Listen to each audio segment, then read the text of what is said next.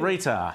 Well, he did have great international success, but at his heart, he was a Melburnian, and it's all where it all started. And Steve, I'm interested in your response to what happened with the Melbourne Comedy Festival, for them to get rid of the Barrys, rename the Barrys in response to Barry Humphries not being sufficiently politically correct. That stung him, that hurt him.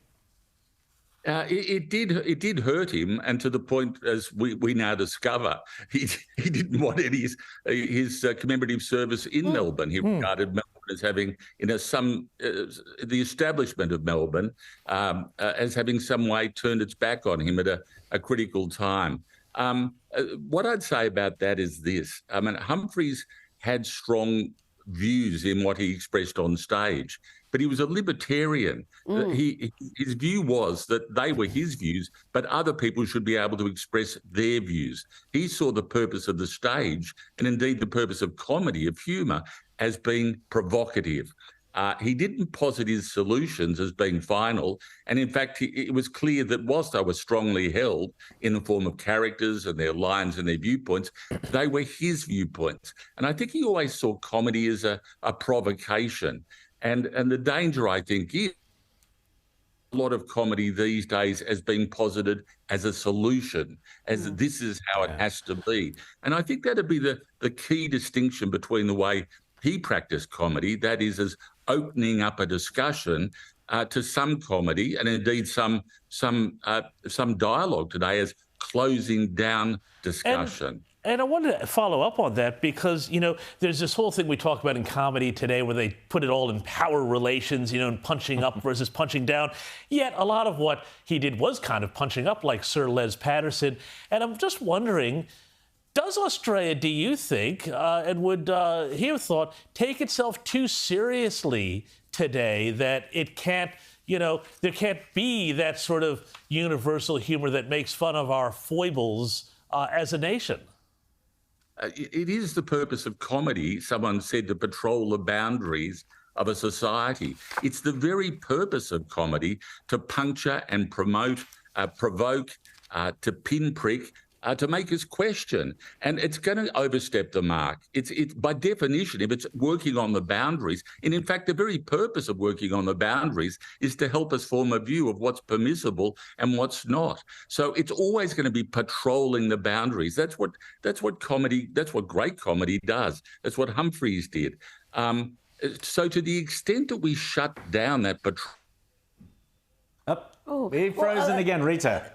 Just on that issue, do we have a problem in this country in particular where our comedians are more interested in getting right on applause and in making a political point than actually getting laughs? Has the main aim of comedy been lost, which is to be funny? Now, we see people like Dave Chappelle and Ricky Gervais pushing the envelope and being outrageously funny, but do you feel like there's a climate of self-censorship a little bit in this country, Steve?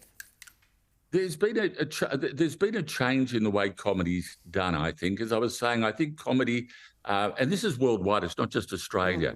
Comedy used to be an opening up. It used to be a lot in the form of characters, for example, characters that were imagined characters. So the author of the characters, the performer, wasn't themselves making a political point of their own. They were positing a character, making a preposterous proposition. There's been a shift now to a much more authorial view of performance. So the performer is expressing not a character's view of life, not someone else's preposterous view of life, but their performance is almost intrinsically aligned to their own views, politically, culturally, socially, and so with that comes a clear enunciation of.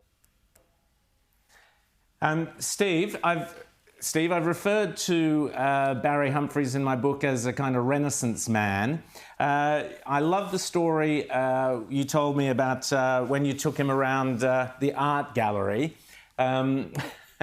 Just remind us of that story, because he was so much more than just an actor. He was a comedian, he was an artist, a painter, he was a musician, and you had a strong friendship with him. Tell us about it. I was walking around the National Gallery of Victoria with him, and we were looking at the paintings. And I said, "How do you see yourself as an artist?" And he sort of stopped one of his dramatic pauses. He said, "Artist? I'm a collector." And I said, "Collector?" And of course, he was a collector. He collected Condor. He collected paintings. He collected literature, first editions. But he was fundamentally a collector of something greater than that. He was a collector of colloquialisms, of expressions, of characters. He was a collector of what made a nation tick. And I think, as I said to you, he did something extraordinary every night. Every night on a stage, he stood there and unveiled his collection before an audience. And we laughed in self-recognition. He'd collected us.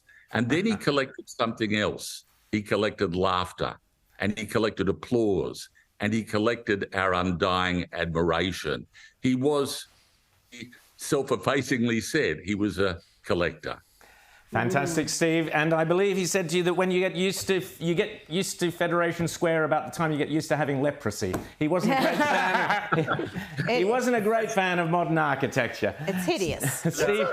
Steve Vizard, thanks so much for coming on Outsiders today. We might get you back again, mate. You're pretty good. You're good on telly. No. You've cut into my bun and sausage time, but and interestingly, on the Macy's Street Parade, you missed the biggest thing of all. The Bluey was there. There was a huge inflatable Bluey going down the street, and that overtook everything. Fantastic. Steve Vizard, thanks so much for sharing that with us this morning. And as I said, Steve Vizard's recollections are just some of the treasure trove of reminiscences and photos, along with those of Geoffrey Rush, Kathy Lett, Ray Martin, Bruce Beresford, Alan Jones, and many, many more in my book, The Many Lives of Barry Humphries. Limited pre-Christmas print run, so don't miss out. Go straight to www.michaelwilkinsonpublishing.com.au.